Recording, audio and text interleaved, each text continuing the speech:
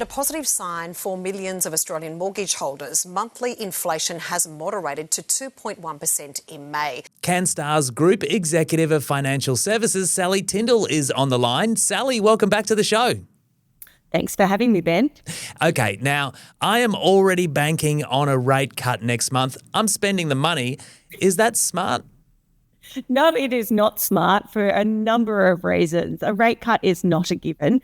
We can't say for any degree of certainty what the RBA will do. Certainly, they considered the case for a double cut at the last meeting where they did cut the cash rate by 25 basis points. That really gives us insight into their thinking that they could be inclined to cut it again as soon as July. Certainly, the inflation data that we've just seen warrants the case for a cash rate cut, another cash rate cut as soon as July. But the RBA might hold off until August to have a good look at the quarterly CPI figures that measures the whole basket of goods rather than the monthly indicator that only measures part of the basket of goods. I know that sounds complicated, but it could be July, it could be August, it could be even further down the track. What I do think is a near certainty is that we will see more cash rate cuts coming. Well, that's good news. I'd like them sooner rather than later, though, if that's okay.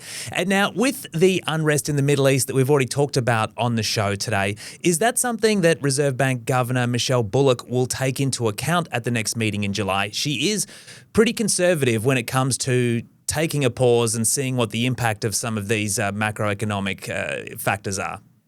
Yeah, absolutely. And that might be a reason why they don't move in July. The RBA it's very considered. They're very data dependent. And so political and global unrest, such as what we're seeing unfold in the Middle East, really is hugely significant. But we don't yet know the full impact or what impact it may have here in Australia. And so the RBA will not jump at shadows. They will consider this in the broader context of the domestic factors that we also have pressuring here the Australian economy. You've got to look at things like not just inflation and what that's doing, but GDP that actually is, incredibly sluggish at the moment at 0.2% in the latest quarterly results.